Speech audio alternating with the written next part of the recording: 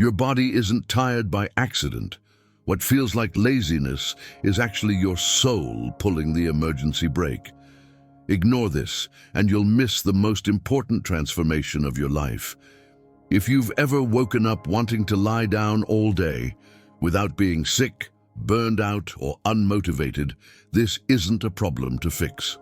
It's a message to decode. In this video, inspired by the work of Carl Jung, you'll discover why your energy disappears at certain moments, what your soul is trying to protect you from, and how stillness can be the doorway to a deeper, truer version of you.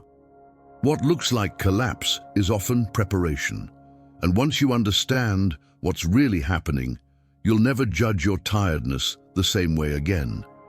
There are mornings when your body feels like it's glued to the bed, and no amount of logic can pull you up. You slept, you rested, yet the fatigue lingers like a thick fog that won't lift. This isn't ordinary tiredness, and deep down, you know it. Something in you is asking for stillness, not more effort. According to Carl Jung, when the body refuses to rise, it's often because the soul has already stood up and walked away from a life that no longer fits. This moment isn't random, it's a quiet intervention. Silence enters before words do. And right here, before judgment kicks in, your unconscious is already trying to realign you with your inner truth. You've been taught to override these signals, to power through fatigue as if rest were a weakness. But think of it like a car dashboard light you keep ignoring. At first it blinks politely, later it flashes, eventually the engine stops. Your body works the same way. When alignment is lost, energy is withdrawn. The soul doesn't scream, it conserves. That heaviness in your chest isn't laziness, it's a boundary. Stillness becomes the only language left when your outer life keeps betraying what you feel inside. And here's the uncomfortable truth. The body refuses to rise when rising would mean lying to yourself one more time. Imagine carrying a backpack filled with stones you didn't choose, expectations, roles, obligations that once made sense but now drain you. At some point, your nervous system says, "That's enough." Fatigue shows up not as an enemy, but as protection. Jung believed the unconscious pulls energy away from what is false, the same way a plant pulls nutrients from dying leaves to survive winter. This is not collapse, it's transformation in disguise. The soul knows when a chapter has ended long before the mind accepts it, and rest becomes the first step toward renewal, not the last sign of failure. Here's something practical you can try when this happens instead of fighting. Don't immediately reach for your phone or drown the silence with noise. Stay still for 5 minutes. Place a hand on your chest. Breathe slowly. Ask yourself, not intellectually but honestly, what in my life feels heavy right now? You don't need answers yet. You're just opening a door. Write a few lines afterward, even if they don't make sense. This small act invites dialogue with the unconscious. Often clarity doesn't arrive as a thought, but as a subtle release, a sense of truth settling quietly into place. The body refusing to rise is rarely about the bed. It's about direction. It's about a soul that's tired of moving forward without meaning. When you honor this pause instead of shaming it, something shifts. Silence starts to feel less threatening. Rest becomes intentional, and fatigue begins to reveal its message instead of just its weight. You may notice that what once motivated you no longer does, and that's not accidental. It's a signal that alignment is changing, that the ground beneath you is preparing for something new, something more honest. You've been trained to mistrust your own exhaustion. The moment you feel tired, a harsh inner voice jumps in and labels it laziness, weakness, lack of discipline. But pause for a second. Real laziness feels empty, almost careless. What you're experiencing feels heavy, emotional, meaningful. That difference matters. Jung believed there is a form of tiredness that is sacred, a fatigue that appears not because you are incapable, but because your soul is done pretending. This kind of stillness doesn't numb you, it confronts you, and that's exactly why it feels uncomfortable. Think about a phone that keeps running apps in the background. At first it works fine, then it heats up. Then the battery drains fast. Eventually, it shuts down to protect itself. Your psyche does the same. Sacred tiredness shows up when you've been running emotional apps you no longer believe in, people-pleasing, overperforming, chasing approval. The soul quietly pulls the plug, not to punish you, but to stop the damage. What looks like loss of motivation is often motivation being withdrawn from a life that no longer feels true. Here's the hard part to accept. Discipline can keep you moving in the wrong direction for years. You can be productive and still be profoundly misaligned. Jung warned that when a life is built on external validation instead of inner truth, the psyche eventually refuses to cooperate. Energy dries up, passion fades, fatigue settles in like fog. This isn't because you're failing, it's because some part of you is finally being honest. Sacred tiredness is the soul saying, I won't fuel what no longer represents you. If you want to work with this instead of against it, try a simple shift. Replace the question, what's wrong with me, with what feels false in my life right now. Look at where your energy disappears. Is it certain conversations, certain goals, certain routines? For example, if your job drains you, don't just force productivity. Explore one honest step, like updating your resume, taking a course that excites you, or reading something that reconnects you with meaning, such as Man's Search for Meaning by Viktor Frankl. Action doesn't have to be loud to be powerful. Sacred tiredness is not asking you to quit life. It's asking you to stop living on autopilot. When you stop shaming yourself for needing rest, fatigue begins to transform into insight. You start noticing patterns. You see where your energy leaks. And slowly, motivation returns, not as pressure, but as clarity. This kind of rest doesn't end movement. It redirects it. There's a moment when your body slows down before your mind understands why. You're still making plans, still saying yes, still telling yourself everything's fine, but your energy disagrees. It hesitates, it resists, it drags its feet. This is the soul pulling the brakes before the crash happens.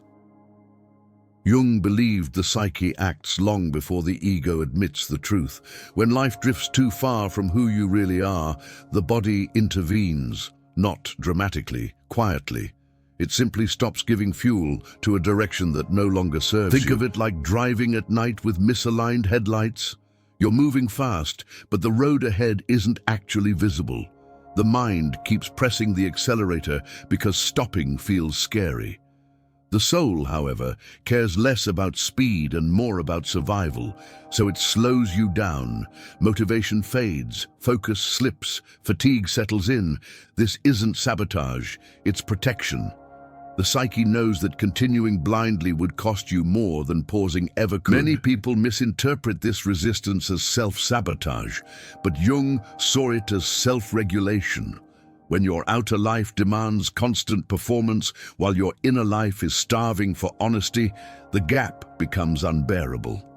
Energy can't flow through contradiction forever. Eventually, the soul refuses to finance a lie. It pulls back its investment. The body follows suit. You're not losing strength. You're being redirected. The brakes engage because a different route is trying to emerge. Here's a practical way to recognize this moment instead of fighting it. Notice where your resistance lives. Is it specific tasks, certain people, repeating routines that once felt meaningful but now feel hollow? Write them down without judgment. Then ask yourself, if I stop doing this for a month, what fear comes up first? Often that fear reveals exactly where your life has drifted off course. Awareness alone won't fix everything, but it stops you from forcing movement that your soul has already rejected. When the soul pulls the brakes, it's not asking you to abandon responsibility, it's asking you to reconsider direction. This pause is an invitation to listen before something breaks completely. If you honor it, you begin to sense a deeper rhythm beneath the noise of obligation, a rhythm that doesn't rush, doesn't shout, but insists on truth. There are seasons of your life when everything seems to slow down at once. Energy fades, ambition softens, and the future feels oddly quiet. Nothing is wrong, yet nothing is moving either. This is inner winter. Just like nature, the psyche doesn't grow endlessly upward. It retreats, it conserves, it prepares. What looks like stagnation from the outside is often deep restructuring within. Winter isn't a mistake in nature, it's a requirement, and your inner world follows the same law. Picture a forest in winter. Trees look lifeless, leaves are gone, growth seems to have stopped completely, but underground, roots are strengthening and nutrients are redistributing. If you tried to force spring in January, you'd kill the forest. In the same way, forcing productivity during inner winter damages the psyche. The soul needs darkness to rearrange itself. When motivation disappears and stillness takes over, it's not because life has ended. It's because something old is being composted to feed what comes next. Modern culture has no patience for winter. It demands constant output, constant positivity, constant motion. So when you enter this quiet phase, you assume you've failed. Jung warned against this misunderstanding. He believed the psyche withdraws when an old identity is dissolving. You're no longer who you were, but you're not yet who you'll become. That in-between space feels empty, heavy, even scary, but it's sacred. It's the pause between exhale and inhale, the silence that gives rhythm meaning. Instead of fighting this season, try tending it. Simplify your days, reduce unnecessary commitments, create small rituals of containment, long walks without headphones, journaling before bed, reading reflective works. These aren't escapes, they're nourishment. You're giving the unconscious room to work. Often, insights arrive not as answers, but as subtle shifts in how certain things no longer matter the way they used to. Inner winter doesn't announce its ending. It melts slowly. One day you notice curiosity returning. Another day, a thought excites you again. This isn't a surge, it's a thaw. And if you respect the season instead of rushing it, what emerges is more grounded, more honest, more aligned than what came before. There's a strange fear that creeps in when your energy pulls back. You start wondering if you're losing something essential. Drive, ambition, momentum. But what if the opposite is happening? What if energy isn't disappearing at all, just changing direction? Jung believed that when the psyche withdraws energy from the outer world, it's because something inside needs attention. Like a tide pulling back before a powerful wave, this retreat is purposeful. It clears the surface so something deeper can rise. Think of a company reallocating its budget. When a project no longer serves the long-term vision, funding is pulled, not out of failure, but strategy. Your soul works the same way. When goals, routines, or identities stop aligning with who you're becoming, energy gets redirected inward. You may feel slower, quieter, less interested in proving yourself. That's not decay. That's focus. The psyche is investing in reconstruction instead of performance. This inward movement often feels uncomfortable because it removes distraction. When energy turns inward, you're left alone with your thoughts, memories, and half-buried truths. That's why many people rush to fill the silence. But Jung saw this inward pull as an invitation. The soul is saying, come look at what you've been avoiding, not to punish you, but to integrate what was split off, ignored, or postponed for too long. Here's how you can work with this phase instead of escaping it. Choose one daily moment of intentional quiet. 10 minutes is enough. No music, no phone. Just sit and notice what thoughts keep returning. Patterns matter more than answers.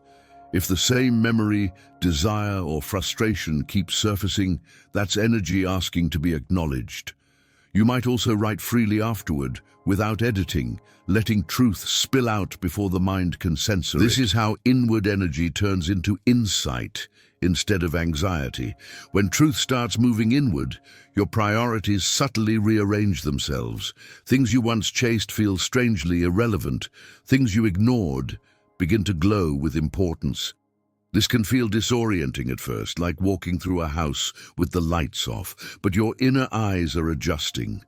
There's a particular kind of exhaustion that sleep can't fix. You rest, you disconnect, you do all the right things, yet something in you still feels drained. That's because this tiredness isn't physical, it's existential. Jung believed that when your outer life drifts away from your inner values, the soul begins to leak energy. You keep moving, but nothing refills you. It's like pouring water into a cracked vessel.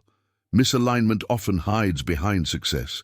You might be doing well on paper, meeting expectations, hitting milestones, and still feel hollow. The psyche notices every time you say yes when you mean no, every time you silence an instinct to maintain harmony. Over time, those small betrayals add up. Fatigue becomes the body's way of saying, this path costs more than it gives. Imagine wearing shoes that are half a size too small. At first it's manageable. You adjust, you compensate. But after miles of walking, every step hurts. Your life can feel the same way. Roles that once fit now pinch.